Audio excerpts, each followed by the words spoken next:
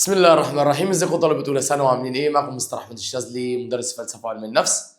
النهارده هنحل مع بعض التقييم ال 12. اتمنى يا رب تكون مراجعة شهر نوفمبر فادتك كتير، تكون رفعت من راسنا كده في امتحان الشهر. تعالى بقى لما نحل مع بعض التقييم ده. التقييم ال 12. بص يا باشا، صلوا على النبي. اقلب انزل. أكمل الرسم التخطيطي بحيث يوضح خصائص الموقف الفلسفي وتحدياته. أولاً خصائص، عندنا 4 خصائص. أول حاجة عندنا حاجة اسمها التروي والصبر الطويل. تاني حاجة عندي حاجة اسمها الدهشة وإثارة التساؤل. بعد كده عندي حاجة اسمها الاتساق والدقة المنطقية. بعد كده عندي حاجة اسمها البصيرة واليقظة. طيب، بعد كده عندي تحديات الموقف الفلسفي. عندي 4 تحديات. أول حاجة الخضوع للمألوف والمعتاد. بعد كده عندي حاجة اسمها الخضوع للسلطات. بعد كده عندي حاجة اسمها الافتقار للشجاعة الفكرية. وأخيرا حاجة اسمها النظرة الأحادية للأمور. تعال بقى لما نخش على المنطق. التقابل بالتناقض والتداخل. والله الجدول ده مربع ارسطو ده احنا كتبناه قبل كده، بس تعالى لما نكتبه تاني. هنا بتبقى قضية كلية موجبة، وهنا قضية كلية سالبة، وهنا قضية جزئية. انزل يا طنط.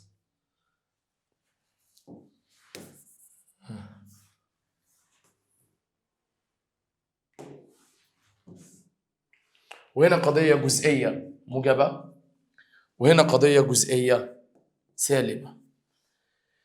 العلاقة ما بين الكلية الموجبة والكلية السالبة دي اسمها علاقة تداخل، وما بين الكلية السالبة والجزئية السالبة دي علاقة تداخل. الاتنين اللي ما بين الكلية الموجبة والجزئية السالبة والكلية السالبة والجزئية الموجبة دي اسمها علاقة تناقض.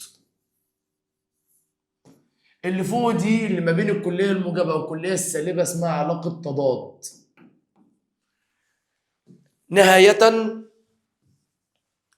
اللي ما بين الجزئية الموجبة والجزئية السالبة اسمها الدخول تحت التضاد. طيب تعال نشوف اللي بعد كده. النظر إلى ما وراء الظاهرة وتفكيك المسلمات والسعي الدائم لفهم الجوهر والأسباب العميقة. قال لك النظر إلى ما وراء الظاهرة دي كده اللي هو أنا ما بهتمش بالحاجة اللي عيني شايفاها، أنا بنظر إلى ما وراءه، يعني بدور على أصله ومصدره. دي كده حاجة عندي اسمها البصيرة. يقول شوبنهاور الرأي المسبق هو حكم يصدر قبل أن تتوفر المعلومات. لما أنا أقول رأي مسبق قبل ما يبقى عندي المعلومات الكافية، انه العائق الاكبر للفكر الحر. ده العائق اللي بيعيد ايه؟ اللي بيعوقني عن التفكير الحر. يبقى معنى كده دلوقتي انا بقع في غلطة من اخطاء التفكير، او العوامل اللي بتؤدي للوقوع في اخطاء المواقف التفكير دي اسمها الخضوع للمألوف والمعتاد. طيب بعد كده المنطق بيقول لك لا مثقف جامد الفكر. لا في اول الجملة تبقى القضية دي كلية سالبة. قلة من المثقفين جامدين الفكر، يبقى دي قلة، دي جزئية، ومفيش أداة سلب يبقى دي جزئية موجبة. طيب تعالى كده امسك كده المربع بتاعي. ادي قضية كلية موجبة، كلية سالبة، جزئية موجبة، جزئية سالبة. العلاقة ما بين الكلية السالبة والجزئية الموجبة، العلاقة دي اسمها علاقة تناقض. تمام؟ يبقى هنا دلوقتي يكشف ما سبق إحدى علاقات التقابل، طبعا هتبقى علاقة تناقض. يبقى تاني كده لا مثقف جامد، تمام؟ الفكر، يبقى هنا دي كلية سالبة، كل من المثقفين جامدين الفكر دي جزئية موجبة، يبقى العلاقة ما بين الكلية السالبة والجزئية السالبة دي جزئية موجبة، دي علاقة تناقض. قضيتين لهم نفس الحدين متفقين كيفا، متفقين كيفا يعني إما الاتنين موجبة لإما الاتنين سالبة،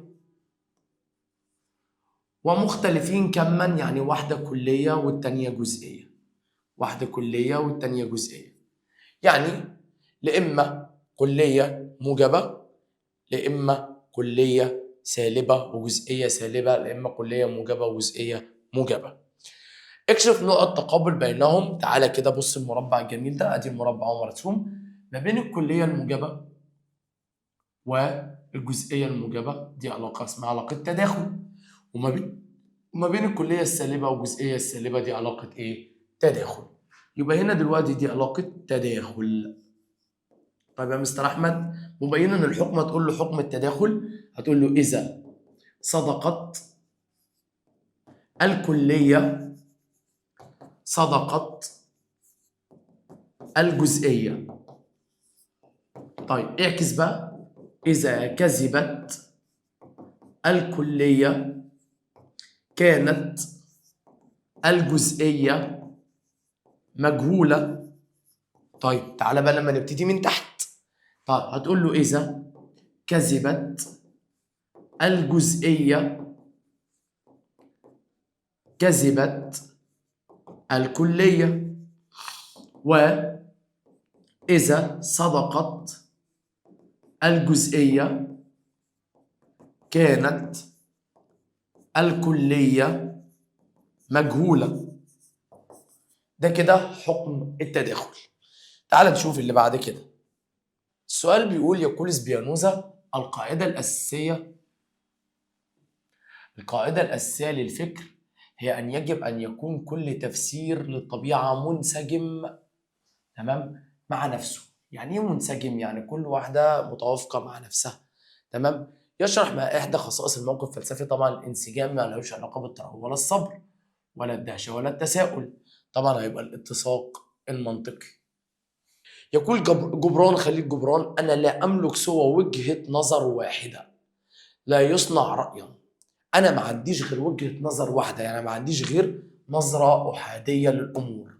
طيب يحذرنا من إيه؟ طبعا ده بيحذرنا من نظرة أحادية للأمور لأنه يؤدي إلى غياب الروح النقدية، ما يبقاش في نقد، يعني ما بيقبلش الآراء الأخرى، والتسليم باليقين المسبق إن أنا بقبل الآراء السابقة الجاهزة.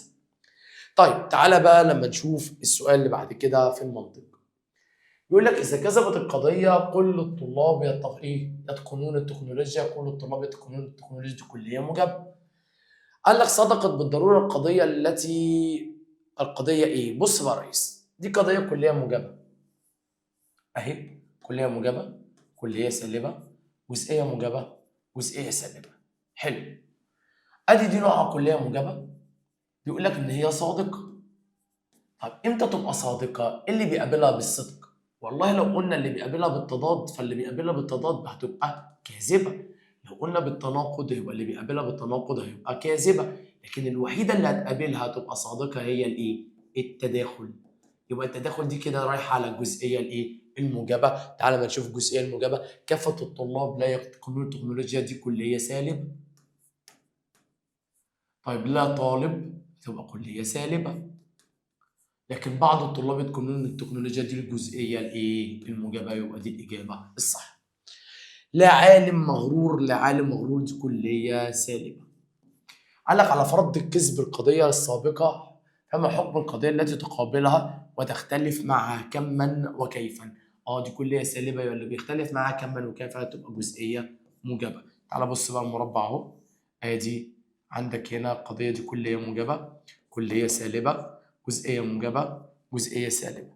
هي نوع قضيه كليه سالبه، نوعها ايه؟ بيقول لك حكم ما يقابلها طبعا هتبقى جزئيه موجبه، يبقى العلاقه دي اسمها علاقه ايه؟ تناقض.